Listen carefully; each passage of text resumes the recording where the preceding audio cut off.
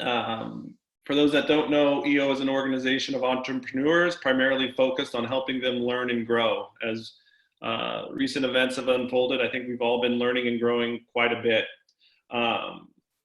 We are scheduled for an hour today. And again, thank you for joining. I know everyone's busy. EOers from all over the US West will be joining and potentially worldwide. I wanted to lay a couple ground rules and we can get to the content this afternoon.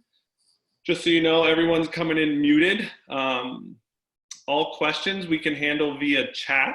I'll be monitoring those and acting as a moderator for Scott James, who's on the call and will be sharing his knowledge with us. We will do follow-up as well for any questions that we don't get to during this call. And we are recording, so we will be able to share this content with you, and you can push out to your chapters or even people in your extended community outside of EO. With that, on to the main event. I'd like to introduce Scott James. Scott is my neighbor and fellow resident here at Bainbridge Island. We're 8 miles west of Seattle, which has been a busy city lately. Scott is a social entrepreneur. He started a few businesses over the years, and I met Scott when I first moved to the island. And he's had this odd side passion that once you get him going, he doesn't stop talking about, and I really value that in him, and that's about community preparedness. So he's an entrepreneur who happened to write a book. I have my copy here, Prepared Neighborhoods. And when we were looking at what content we could provide to EO Seattle and the larger EO community, we felt that Scott was a perfect person to share. So with that, I would like to turn it over to Scott James, who will share some slides. And like I mentioned, please, we will do a little bit of the information share with Scott, and then monitoring questions in the chat. Thank you. Scott, welcome. Hey, thank you, JP. I appreciate it. And thank you to everybody who's joining us. This, I understand, is the inaugural try with doing EO via Zoom. So I suspect it will not be the last. So a little bit about, I think that every speaker has a bias. So I like to confess my bias up front, which is I want to see you all succeed. I want to see my fellow entrepreneurs succeed in life, not only with your businesses, but also at home and specifically with your communities. So that bias tends to inform how I view preparedness. There's a lot of doomers and naysayers related to preparedness. I prefer to look at preparedness through this lens of community building rather than fear. That makes all the difference in the world. If you motivate someone with fear, they might take short-term action, but if you do that for an entire community, now you have built a community that you do not enjoy living in. So instead, let's do a judo move and flip that on its head. Let's motivate people through love and community building, because then it might take a little bit slower to get the actions to happen, but when they do, they stick, and you've created a town that you actually enjoy living in. So today we're going to talk about 3 things: business continuity, group resilience, and personal preparedness. So a little bit on my background. As JP said, this has been a side passion for me for more than a decade. I'm a social entrepreneur. I've started and run a number of businesses. This side passion turned into a book, it turned into a nonprofit, and then it's also turned into, well, it's kind of taken over. I had a side hustle since leaving Microsoft of doing executive coaching, and this has very much taken over that. Most of my clients, we might talk about scaling fast or raising dough, and then eventually, almost assuredly by the end of the first meeting, we end up talking about black swan events and how to plan for that. So let's set expectations on what this session is not. We are not going to be talking about details of the pandemic. For that, do not go to social media. Go straight to the source. Go to the CDC's website. If you're in our state, if you're coming in from Washington, go to our badass governor's website. He's doing an amazing leadership job. And no matter where you are, go to your county public health department website. Those are the only places you should be going for information related to pandemic. So what we are going to be talking about, these 3 topics. I want to cover them in this order because while we're going to spend a fair amount of time talking about business continuity, that only makes sense, and that your business continuity plans are only as strong as your personal plans. And that is true for you as a leader of your organization. It's true for all of your employees as well. So first, let's jump into business continuity. So I don't know if you guys saw that, so Sequoia Capital, the CEO, sent out a note this past week. He called the pandemic the black swan of 2020. And his advice to the portfolio companies, I jotted down a quick summary here in case you haven't read his note, which is worth going to see. It's get ready, cut expenses, preserve cash. It's a note that, hey, raising capital is going to become increasingly difficult. Assume that your sales will not only decline, but might just drop, total cliff, and be prudent with your capital spending. That's all good wisdom to set the stage for this. With this societal shifts that we're experiencing with social distancing, that's going to come both opportunities and dangers. Opportunities are opportunities like, buying Zoom stock 3 months ago. You're up 40+%. The dangers are what we're seeing in some of our colleagues that are in the service sector, where they just get decimated overnight. So both of those are plausible. So let's jump in here. So business continuity does not need to be complex. In fact, simple is better. I have reviewed a truckload of different business continuity frameworks, approaches. The one I like best is the one you see here. It's from the U.S. Chamber of Commerce. I don't work for U.S. Chamber of Commerce. I just love their plan. I think they did a bang-up job on it. So you can find that at this URL. But while it doesn't need to be complicated, it does need to be kept simple, and you personally must stay involved.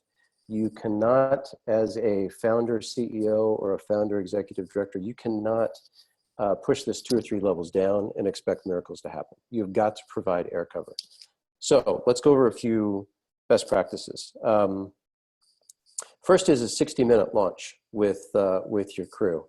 I want you to take 30 minutes, read through the materials on the Chamber of Commerce site. Note that they've got both basic and intermediate and advanced. Start with the basic, or if you already have a chief resilience officer, jump straight into intermediate and see how you do on that checklist. But take 30 minutes for you yourself to review all of those materials. Do not just send this link to one of your people and say, take care of this. You must get involved. After that 30 minutes, take 10 minutes thinking about who from your staff you would want to put together in a little SWAT team that's going to focus on this. You should have at least one senior leader in addition to yourself. And don't be afraid to take that all the way down to the tactical level and pull all of those people onto an email thread or onto a Slack channel. So you've taken 10 minutes now, you've 30 minutes to read through the materials, 10 minutes to think about who from your crew you want to pull onto this, and then take 20 minutes after you pull those people together to get them face-to-face on Zoom or in a dedicated Slack channel. But whatever system you use internally, OKRs, milestones, whatever you use, this needs to go in there. This needs to be treated just as important as every other project that your team is working on. This was true pre-pandemic, and it is most definitely true now that we are in post-pandemic and living through it. So that's 60 minutes of your time that I'd like to see you invest specifically with your team to get the right folks in the room and to get them launched well and quickly. So if you need executive support and gathering, doing that, ping me. That's in essence what I do is help founder CEOs do that type of thing. If you need tactical information going deeper into the business continuity stuff, ping this fellow that I've got listed, his email listed on here. His name's Brooks Nelson. I don't know him, but he's the point person from U.S. Chamber of Commerce who lives the closest to these materials. So if you've got questions, particularly as you go from intermediate into the advanced work, I think Brooks is going to be your go-to. So let's talk about priority order. If you think of your organization, put it into three buckets. You've got your employees, you've got your data, and you've got your facilities. And that's the order of priority you should be tackling this project thinking about. Number one is, how do I take care of my people? How do I take care of them if, say, an earthquake happens and everybody is at the office? What are their responsibilities? What are the expectations of them? What if an earthquake happens and they're at home? Are they expected to come in the next day, the next week? Those types of very clear guidelines is needed for your employees. With pandemic, it's, if you haven't already rolled out your distance learning, or excuse me, distance working, you would want to do that immediately. You know, we're down to indoor meetings of less than 10 people are acceptable, outdoor meetings of less than 50 people, and that is very fluid. The public health departments by county are running roughshod over that decision. So you would look to them to make that decision. I think it's safe to go ahead and just assume now you want to do kind of what JP has done with Pipeline, of just go virtual. You know, many of us as entrepreneurs were getting away from physical locations anyway, depending on what type of business you're running. So the further you can run away from facilities, the better. So in that order, taking care of your employees first, what do you do with your data second, and then facilities third. And you'll notice that as you go through the materials, there's a decided pecking order to that. So one note is that I know a fair number of you are probably looked at as role models within your communities. You have friends who are also small business owners, and they know that you are part of an EO chapter, and you probably get pinged regularly for free advice. Here's something to keep in mind. Our businesses might be medium-sized and up and stand a decent chance of surviving a recession and a natural disaster. But there's just two statistics I want to put in your brain. 40% plus of small businesses do not ever reopen after a natural disaster. That's a huge percent of our small businesses. And then of those that do reopen, 25% only make it for a year. So these smaller businesses that you might be role modeling to, either expressly, or these are just folks within your circle of friends and colleagues that look to you for guidance and inspiration, just know that they are in a world of hurt and they need a little bit of extra, or not a lot of extra encouragement at this time. Okay, so if you've got questions, you can throw them in the chat feature. We'll for sure come back to them at the end, and then we'll make sure that we can do a deep dive on anything you have questions about. I want to set the stage for talking about personal preparedness and group resilience.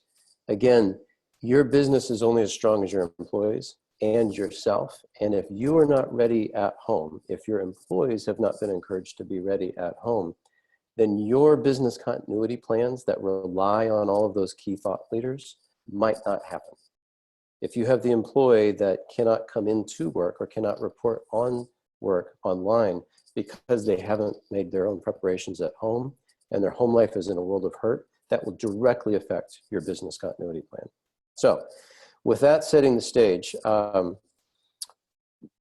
90 minutes of preparation. So the first thing I'd like you to do is I'd like you to take advantage of social science and make a public commitment. If you make a public commitment to get yourself ready and your immediate neighbors ready so that you have a strong home base to work from, social science tells us that you are innumerably more likely to actually make that commitment come true. So first thing is, I want you to make a public commitment to throw a party and then create a plan.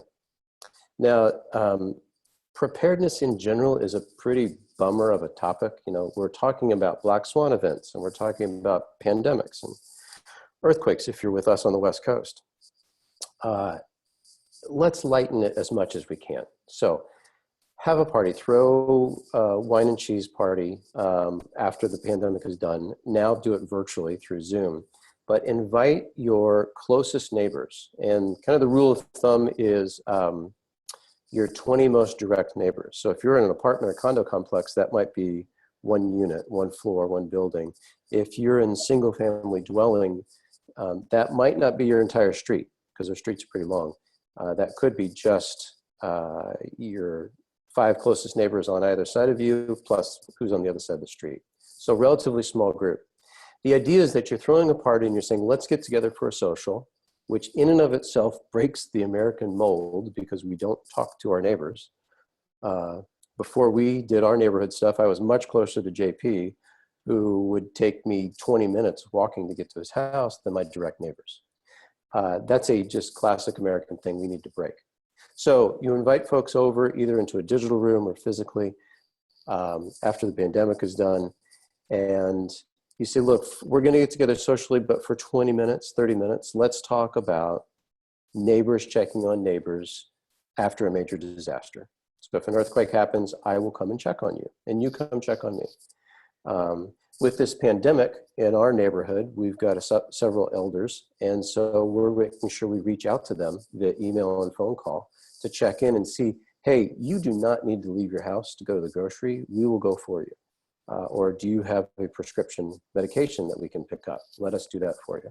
So that's the bonding of neighbors to neighbors. That's the party. I want you to take 15 minutes, schedule that with your immediate neighbors. The second thing I want you to make a public commitment to is creating a plan. And this is specifically a family reunification plan.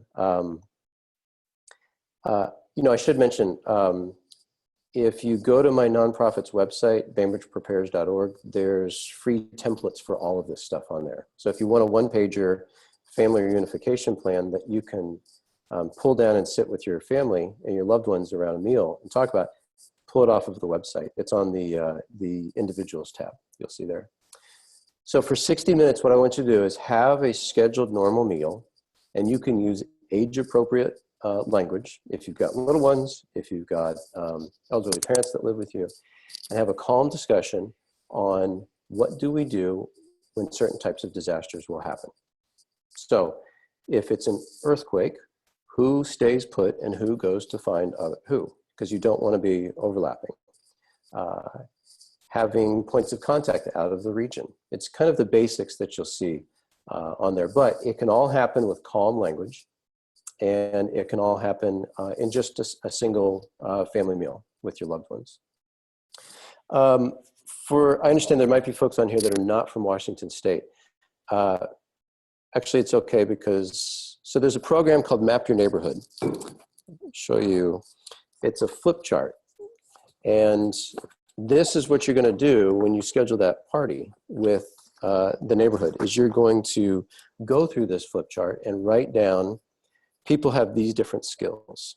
I had a neighbor that was a nurse. I had no idea. I had somebody next door who could save my life because she's retired. And I don't care if she's retired or not. You'll never know who you've got there. So you write down everybody's skills, what their training might be. And then there's another list of, you write down the stuff, the gear that might be useful. So right now it's N95 masks and disposable gloves, things like that. The program is called Map Your Neighborhood. It's homegrown. It was created by Dr. Luann Johnson. She did it whenever she was a state employee in Olympia. The program has been accepted by a number of states around the country. So even though it was Washington created, a lot of other states are using it, or they're using a version of it, which is just as good. Typically they're administered through your fire department. That would be the first step to look. But if you don't find it at your local fire department, you can find it on the Washington Emergency Management Division. WAEMD is what you'd Google. And you'd search for the phrase Map Your Neighborhood. It will lead you to a whole bunch of resources, including videos on how to throw the party, how to make it not weird, to talk about neighbors checking on neighbors after an earthquake. In fact, I liked this stuff so much, I befriended Dr.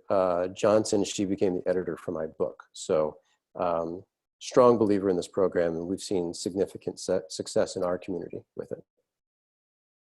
So you've had your party and you've gotten your plan in order. Now what? Now it's time to finally get to where people usually start. People usually start with, oh my God, it's a pandemic. What do I go buy? Or, oh my God, I live in an earthquake zone. Tell me what I should go buy. I really don't want you to start there. I want you to start with, how do I take care of my business and my employees? Secondarily, then move to, how do I take care of my family and immediate neighbors? Those two plans have got to work in conjunction. And only then move to these checklists. So there's three types of kits to consider that you'll hear about in the media. And in particular, more recently, you've been hearing less about evacuation bags and go bags and more about shelter in place kits, which is good. So let's go through each one of these. I'll give you a brief description, and then we can talk more in the Q&A section if you have questions on those. So a get home bag is a bag you keep at your workplace. Again, if you still have external facilities, if you're not working from home. And it is meant to get you home one last time. And there's a couple of things you need to assume. You need to assume your normal transportation is not available, so make sure that you've got walking shoes. In particular, folks who wear heels, you need to have an actual sensible pair of walking shoes tucked into this bag. The other things that are in that get home bag are stuff to keep yourself fueled, so snack bars and water, so that you can make that one last trip home, most likely walking.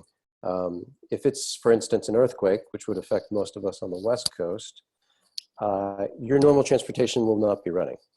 The buses won't be running, the ferries won't be running, your car might not be able to get out of the parking garage. Even if it is, you go 2 blocks down and there's going to be an elevation change in the street and you're going to need to leave your car there. So assume that you're walking. That's a get home bag. It's meant to basically be empty by the time you get home. Now, a larger version of a get home bag is called a go bag. This is actually a pretty normal thing. If you are a frequent business traveler, if you are an airline pilot, this is something that is, if you're former military, this is something that's very normal, is you keep a bag that's packed with your stuff and you're ready to go at a moment's notice. Back in the day when I was doing software evangelism for Microsoft and Visio prior to that, I had a go bag. It was just a normal thing that I could pick up because I got booked to go do an event and I'm out to SeaTac, within an hour. It's the same process here, but you want to have a little bit more in there because you're going to be dealing with an environment where if it's a certain type of a disaster like an earthquake, your cell phones and normal communications will not be working. If it's a different type of disaster like a pandemic or something that you need to evacuate from, you'd want to have a few different items in there. But a go bag is those bags that you keep either in your vehicle or stashed near your vehicle, that if an evacuation order comes in, wildfire, for instance, you grab your go bags and you're out the door in 30 seconds. We can talk more about best practices for those later if you like. Also, there's free checklists again, on my nonprofit's website, bainbridgeprepares.org, under the checklist tab up at the top. Or you can go to the book's website, preparedneighborhoods.com, and there are PDFs you can download there too. So this last one, shelter in place. This is what we are dealing with now with a pandemic, where we need to self-quarantine, we need to be in isolation, we need to keep distance from each other. The best practice that FEMA pushes out is they want all citizens to have 2 weeks of supplies in their shelter in place kit. I encourage folks, if you live in a remote area like JP and I do, we live on an island, where the ferry will stop running and the bridge that was built in the 40s or so is going to go down. So I would encourage you to add more weeks to that shelter in place kit. Or if you believe in charity and you know that many folks will not be ready, but if you want to be able to share, then add even more weeks as you're financially able to your shelter in place kit. This checklist in particularly is daunting to look at. That's why I really want you to have the meetings at work, and I really want you to have the meetings in the neighborhood. Do your group resilience work, both at work and at home first, because there's many items on that checklist that you do not need to purchase. Every neighborhood does not need every neighbor with a chainsaw. Frankly, you just need 1 or 2 with knowledge of how to not cut off your own kneecaps. So that list is comprehensive, but again, you do not need to be owning all of that thing. Okay, so Next steps. If you have already got your business continuity plan in place and enacted now, well done. I would encourage you to keep going. Make sure you as founder, CEO, or your current role with the company is you are giving that proper air cover from your senior leaders watching it over it all the way down to your tactical team implementing it. If you've not done that yet, start today. Start this afternoon. Sales is definitely important, particularly because we're going to see a decline, but this should be right up there with that. If you have already done this, I would love to have you, again, act as a role model and inspire others to do so. If you Google U.S. Chamber of Commerce and then the phrase aiding an event, let's see, no, that's not the word. Search for the virus, search for coronavirus. You will find a page on the U.S. Chamber site of companies and what they are doing. So particularly this is important if you are extending something very generous. Like I heard WebEx had opened up their platform for free. I know Zoom opened up their platform, I think for K through 12 for free. So if your company is doing something like that, that's the best place to get the word out. I would love to see your company listed on there. So if you have done that, terrific. Your next stage is map your neighborhood. It is getting your neighborhood mapped with the Map Your Neighborhood tool or something similar, depending on your geography. If you haven't done that yet, start today, start tonight. Start that email thread with your immediate neighbors and gather those people digitally. I'd like you to pay close attention to your elders and folks who have compromised immune systems already. They need extra attention at this point. Once you do that, if you like the group resilience stuff, whether it's your groups at work or your groups at home, if group resilience starts to become pretty attractive to you, that's what my book is all about. It's kind of like, what do you do now in terms of group resilience? So your next step after your neighborhood is personal preparedness. So if you've already done business continuity, you've done your neighborhood preparedness, then it's time to look at your own stuff. Of all of the gajillion checklists out there, I have one that's a favorite. You'll find it on my nonprofits website on the checklists page at bainbridgeprepares.org. Look over on the right-hand navigation. There's a 12-month buying guide that a local newspaper did an infographic for, so you'll see that there. Now, you don't need to wait 12 months. You can buy it all at the same time, but that is a terrific resource to roll out to your people, whether they're neighbors or whether they're your employees, in terms of gradually building up to, from point A to point B in 1 year, that those people are now prepared. Okay, if you have done all of that, then you make me super happy. So here's your next challenge. So in Map Your Neighborhood, in that flip chart, there are 9 steps that you walk through. You store that flip chart underneath your bed. So if the earthquake happens in the middle of the night, your brain's flooded with adrenaline, you're not thinking well, you pull out the flip chart and you go through these 9 steps. There's a step 10 that I've added. The step 10 is your civic duty. The step 10 is us as entrepreneurship leaders in our towns. We have a certain type of skill set, like we don't take no for answer, we cut through red tape, we figure out how to do end runs around bureaucracy. That is needed now more than ever. So if you have already done the 3 things listed above, I really want you to go that next stage and go to your step 10. Create that community preparedness response in your town, in your area. Use my nonprofit as a template and leapfrog us. See how quickly you can jump over what we've done with Bainbridge Prepares and dwarf us, and then send me a note and tell me about it so I can learn from you. Because almost assuredly, you will succeed in your adventures as well. What we've done is we've been building on this for about 9 years. We've got 300 plus trained and background credentialed volunteers working on a whole variety of teams. You can see the org chart on the About Us tab. But I'm convinced that as more towns come online, particularly triggered by this pandemic, that we will see even more brains doing clever work. And I want to learn from you. Okay, with that, let's open it up for questions. That can be about deeper dive into business continuity or group resilience related to your neighborhood or your own personal preparedness. Sure, Scott. Thank you very much for that. First question that we have is about helping teams deal with crisis and keeping the business running. Questions around, what are the best practices to stay positive but realistic with my team during this time? How do I achieve that balance? Yes, be transparent with them.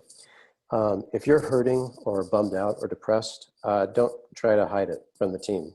Walk into the virtual team meeting, you got them on Zoom or WebEx or whatever, and say, I have just had a lousy evening last night, and I'm dealing with X, Y, and Z.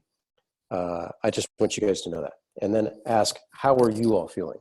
Because that role modeling of allowing yourself to not have to put up a fake front, but to say, this is how I really am doing, is well worth the time in the business day to get that stuff out and to get the folks talking.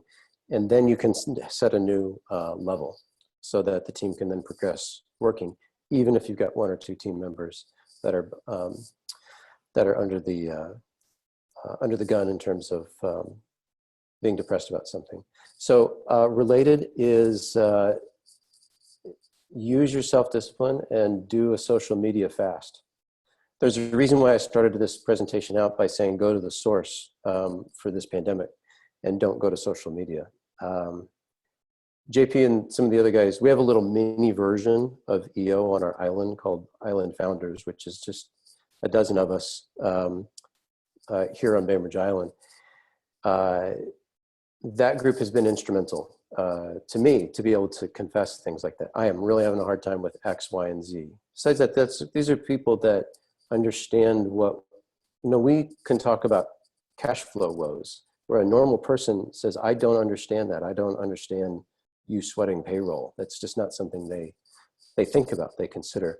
Having that group, so for JP and I, it's this local group, but having that local group, whether it's inside of your company or whether it's physically inside of the town you live in, is fairly instrumental. But consider doing a fast from social media in particular. It's going to get very little, you're going to get very little useful data, and you're going to get a truckload of negativity. Thanks, Scott. And I think that's the cornerstone of EO are these small EO forums, which is similar to Island Founders. Second question is, how prepared is prepared enough? Does prepared have a finish line? I'd like to check that box. How do I know when I'm prepared? You know that you're prepared well enough when you get together with other folks, and the running joke is, my preparedness plan is to go show up at your house, Scott. That was the inspiration of my book, actually. It was JP and the other guys in this group telling me 3 or 4 times that was their earthquake plan. And it's funny the first few times, and then you go, wait a second, this doesn't scale. And so the only answer is a positive answer, which is to get others prepared. So if you feel like you are at that point, if you feel like you look at some of these checklists and you're like, I've got 90% plus of this stuff, and I've done the work that I need to do with my employees at work, and I've done the outreach to the neighbors, that's terrific. That's where I challenge you. That's your step 10. Your civic duty now kicks in, and you need to become an evangelist for this. Community-led, citizen-led preparedness. Now, as an example, my nonprofit, Bainbridge Prepares, has a very strong relationship with our city and a very strong relationship with our fire district. That hasn't always been the case. Originally, it was just citizens. The fire district came on board in the first year. They've been outstanding partners for 9 years. But we were beating our heads against a brick wall with the city for 6 years.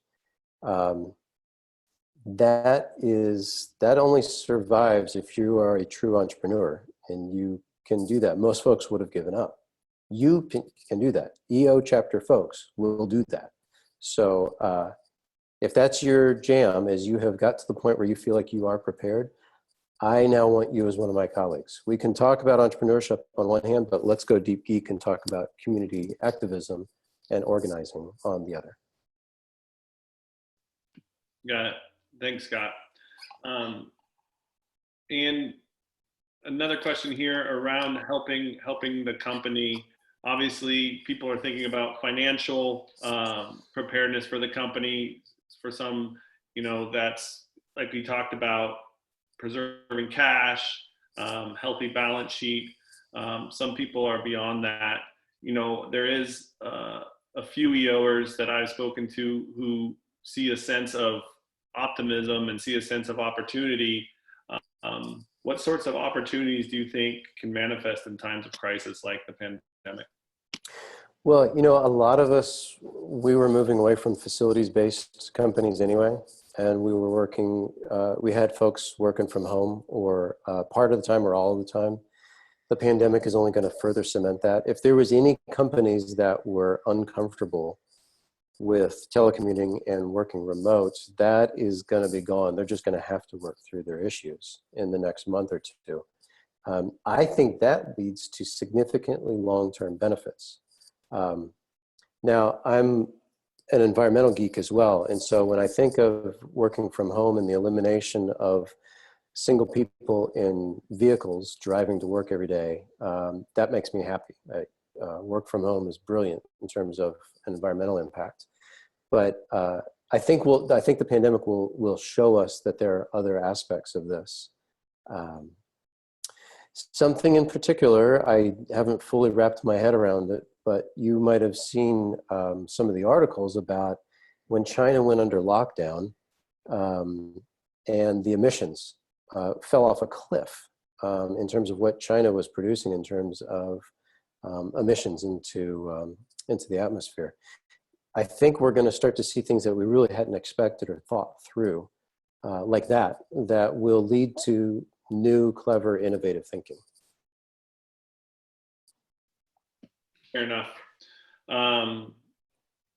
All right, we're at 37 minutes into the hour. I want to be respectful to everybody's time, and thank you, Scott, for your time and thought leadership here.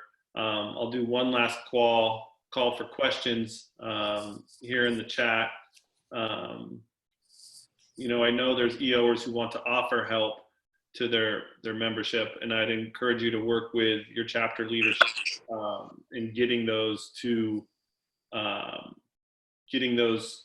resources to the chapter without violating the non-solicitation aspect of EO. It is a delicate line, but it's one that we're increasingly, want to get help, and there are certain EO members who can help others EO members in need.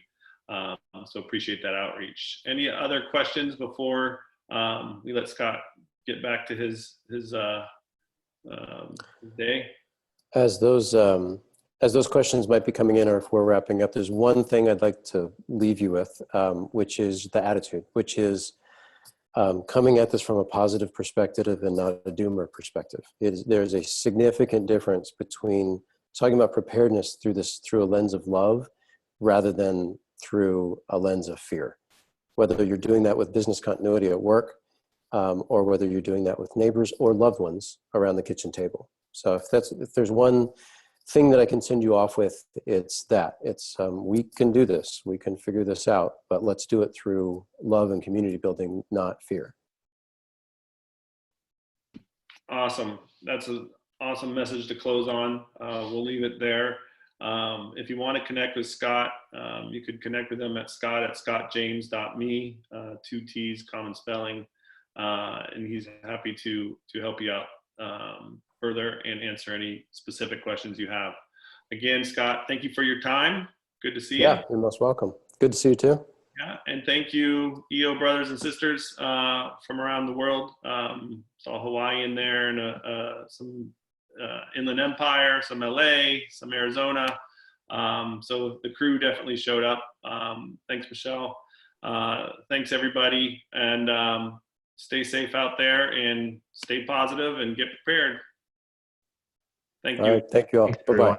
Bye. Thank you. Aloha. Aloha.